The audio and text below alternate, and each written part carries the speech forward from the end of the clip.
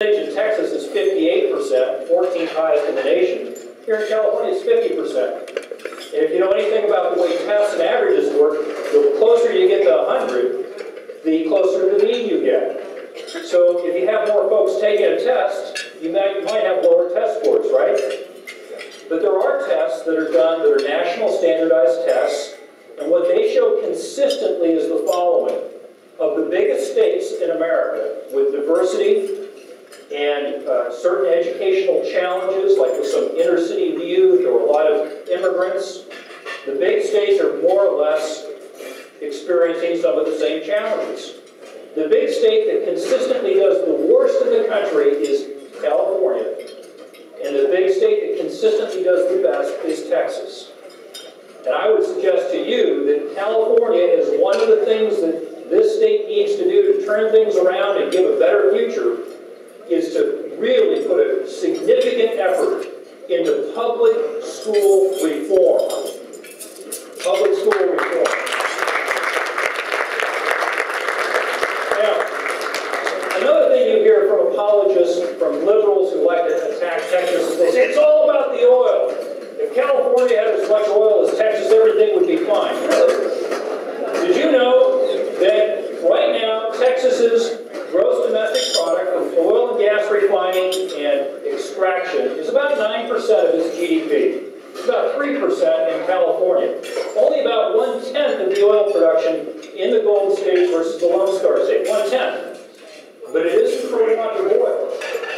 In fact, there is a massive shale formation in California, the Monterey Shale, that runs from just west of here down to Los Angeles, where there is some 400 billion barrels of oil, or about 1/2 of the proven reserves of Saudi Arabia, right here in California, not even offshore.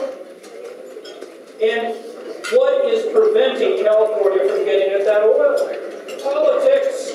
Because oil is considered kind of this evil substance that if you're going to take it out of the ground, it needs to be heavily regulated and heavily taxed. And so, yes, it's true. Texas does have a lot of oil they're pulling out of the ground. California does too, if they wanted it. If they wanted it. Now, if you think that perhaps the background of the lawmakers that come up with these proposals are a little different from one state to another, if you thought that, you would be correct. In Texas, there is a part-time legislature that pays its lawmakers the princely sum of $7,200 a year. And they meet every other year for 140 days. They're in session right now. They can be called back for special sessions. Now, on a hunch, as a former lawmaker in California, I decided to look at the bios of the lawmakers in each state to see what they did for a living in California and Texas. And what I found was that in California, 18% of the Democrats that run California have a private sector background. In Texas, it's double that. It's 36%. Now, among the Republicans that run Texas, 75% are businessmen, ranchers, farmers, or doctors. 75% versus 18% in California. You want to know what the most common professions are in the California legislature, in the majority?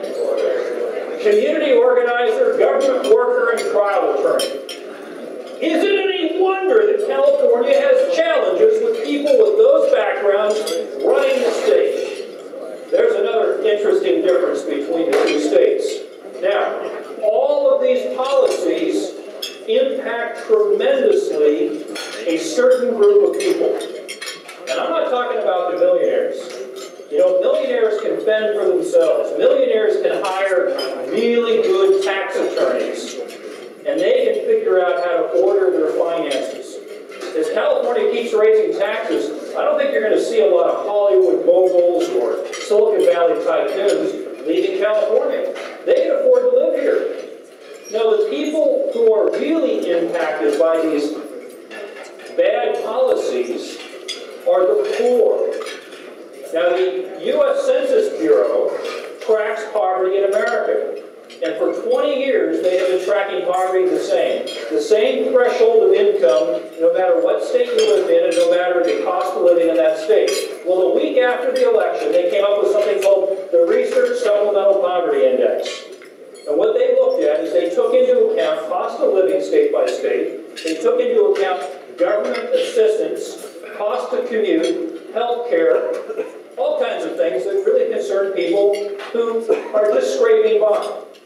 And when they completed this study, California ended up with the nation's highest poverty rate, 23.5%. Just a little bit higher than Washington, D.C., which is pretty remarkable given how long Obama's been in office pouring money into Washington, D.C. Texas, as a percentage of the population, you compare California to Texas, California has 42% more poor people as a proportion of the population than does the Lone Star State. That is incredible, ladies and gentlemen. That is absolutely shameful, and that is something that I would submit to you that the California Republican Party can get to work on, and I think there's fertile ground there.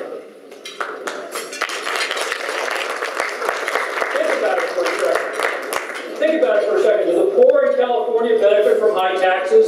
Do they benefit from high energy costs?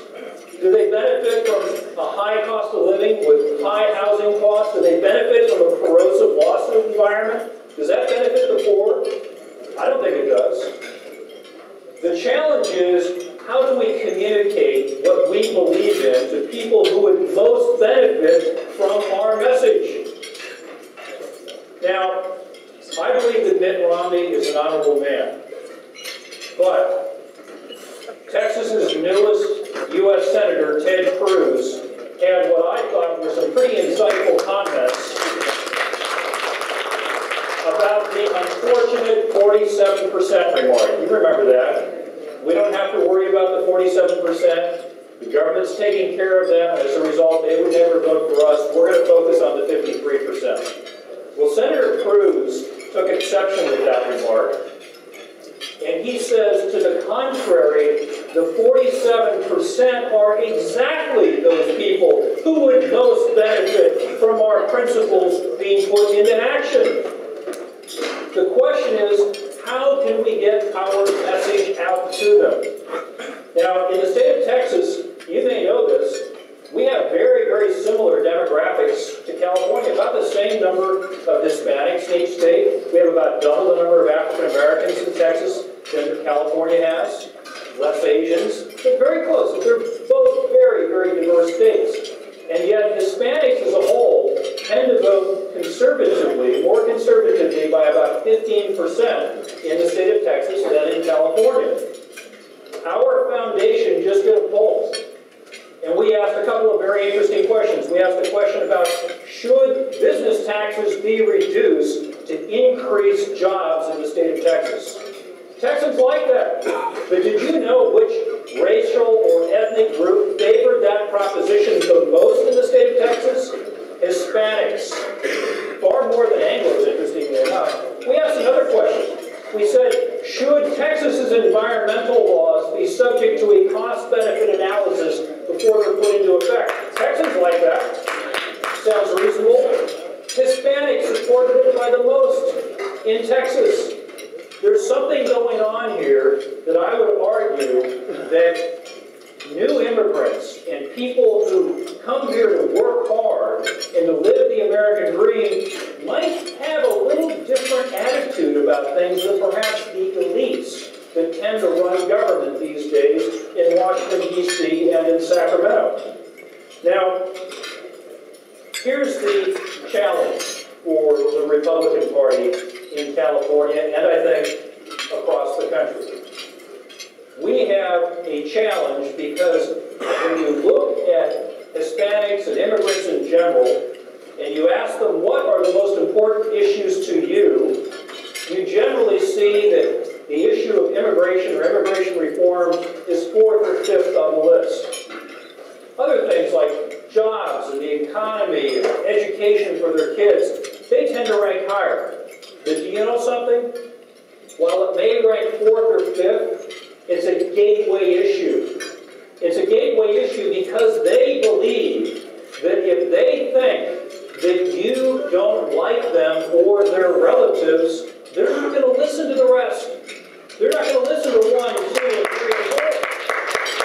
And that is the challenge. How do you reach out and get them to listen to your message? Because they're the ones that would benefit the most by the California Republican Party running the state of California once again.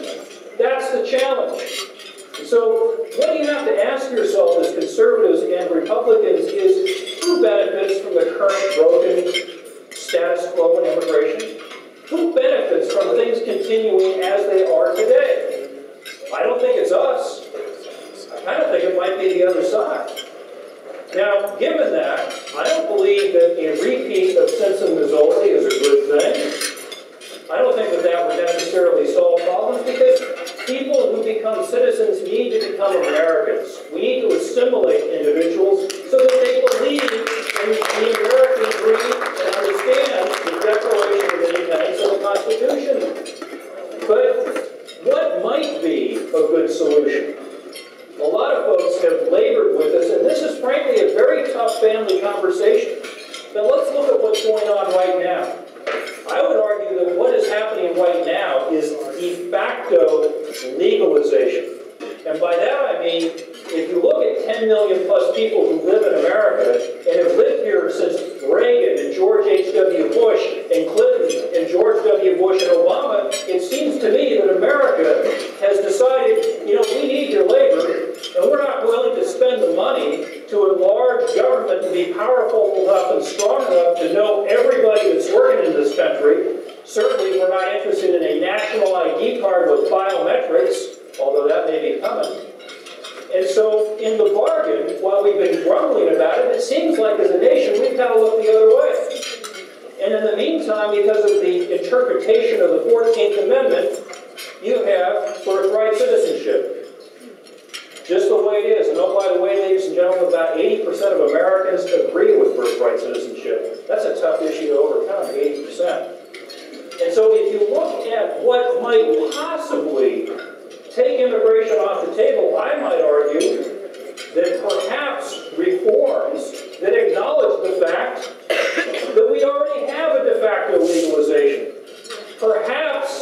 Perhaps people who have been living here and working actually care more about providing for their family and actually would like not have to look over their shoulder at the government. And perhaps they would just simply want to continue to contribute and raise their family. In fact, I think the polls would indicate that most of them would be more interested in that than in citizenship. They just want to work. And we need to fix the broken visa system. There needs to be the ability to respond and allow labor to come into this nation and have us know about it. You know who broke the labor system? You know who broke the temporary worker system? Cesar Chavez, the unions, and Lyndon Blaine Johnson. We had a Beccaro program. The unions didn't like it. They got rid of it in 1965. It's a historic fact. Look it up. And it's no wonder. They benefit the most from the current broken status quo. They do. Now, again, this is a bit of a difficult family discussion, but I think it's important that we have this discussion in California because California still is the bellwether state. California gave the nation Ronald Reagan, it gave the nation Proposition 13, and unfortunately it's given the nation a lot of bad things right now. And if we can get a few things right in the biggest city, the biggest state that has the influence of Hollywood, the influence of culture, the influence of all the forward-looking laws that are often passed here, I think that if California and the California Republican Party can begin to turn things around, it would herald a turnaround for America itself.